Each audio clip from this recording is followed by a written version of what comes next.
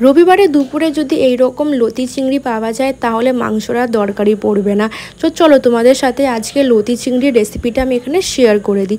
সবার প্রথমে এখানে লতিটাকে আমি ভালো করে ধুয়ে বেছে কেটে রেখেছিলাম।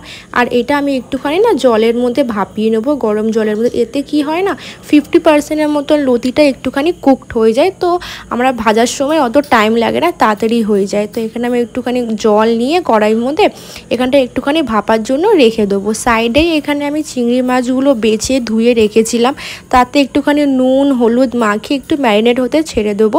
আর এখানটা আমি চিংড়ি মাছটাকে মানে আলাদা করে এখানে ভাজবো না, এটা আমি মশলার সাথে চিংড়ি মাছটাকে কষিয়ে নেবো। তাতে কি হবে, রান্নাটাও তোমার তাড়াতাড়ি হয়ে যাবে। তো এখানটায় আমাদের লতিটা ভালো মতন এখানে 50% মতন কুকড হয়ে গেছে, মানে একটু ভাপিয়ে নিয়েছি।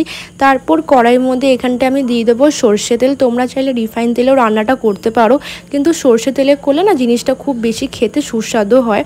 তো এখানে আমি একটুখানি পেঁয়াজ দিয়ে দিচ্ছি। পেঁয়াজটাকে ভালো করে একটু লাল লাল করে ভেজে নেবো, বেশি লাল করব না, মিডিয়াম লাল করব। আর এখানে আমি সাইডে আঁচটা কমিয়ে এখানটা একটা মশলা তৈরি করে নিচ্ছি। এখানে নিচ্ছি সাদা সর্ষে, কালো সর্ষে, একটু রসুন আর একটুখানি নুন। কম মশলা বলে মিক্সিতে পেস্ট করলাম না, এখানটায় আমি সিলে বেটে নিলাম। কারণ ব্যাপারটা হচ্ছে যে সিলে মানে টেস্টটা খুব ভালোই আসে, তোমরা যারা রান্না করো তারা নিশ্চয়ই জানো এই জিনিসটা। তারপর মশলাটাকে দিয়ে ওর মধ্যে একটুখানি জল দিয়ে দিলাম, যাতে এটা ভালো করে কষে আর ভালো টেস্ট আসে। একে একে এতে দিয়ে দেবো হচ্ছে নুন হলুদ লঙ্কার গুঁড়ো। এখানে আমি 2 রকম লঙ্কার গুঁড়ো দিয়েছি, একটা কাশ্মীরি আর একটা ঝাল। কারণ কাশ্মীরি লঙ্কা গুঁড়োটা দিলে না তোমার কালারটা খুব সুন্দর আসে। তো এটাকে একটুখানি ভালো করে কষাবো। তার মধ্যে এখানে আমি দিয়ে দেবো চিংড়ি মাছ, যেটা আমি একটু ম্যারিনেট করে রেখেছিলাম।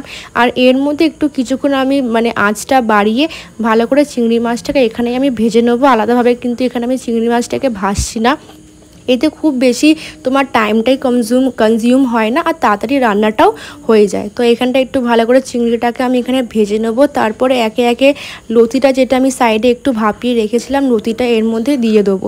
লতিটা দিয়ে এখানটা একটুখানি আঁচে বাড়ানো আছে, একটুখানি ভালো করে নাড়াচাড়া করে এখানটা আমি ঢেকে দেবো।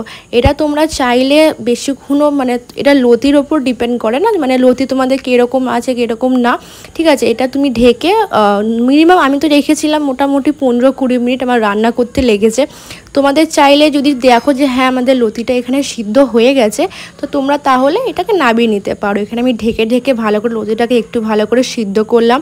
হ্যাঁ, মশলাটাও ভালো করে এখানে কষে গেছে। তো এখানটা আমাদের লতি চিংড়ি একদমই রেডি, দেখতে পাচ্ছ কত বেশি সুস্বাদু দেখতে লাগছে। এখানে আমি সার্ভ করে নিচ্ছি একটা বাটির মধ্যে। সো এখানে আমাদের রেডি হয়ে গেল লতি চিংড়ি চচ্চড়ি বলতে পারো। তো তোমাদের কেমন লাগলো রেসিপিটা আমাকে অবশ্যই তোমরা কমেন্ট করে জানিও। আর চ্যানেলটাকে যদি ভালো লেগে থাকে তাহলে সাবস্ক্রাইব, বা ফেসবুক থেকে যদি দেখছো তাহলে এটাকে ফলো করে দিও।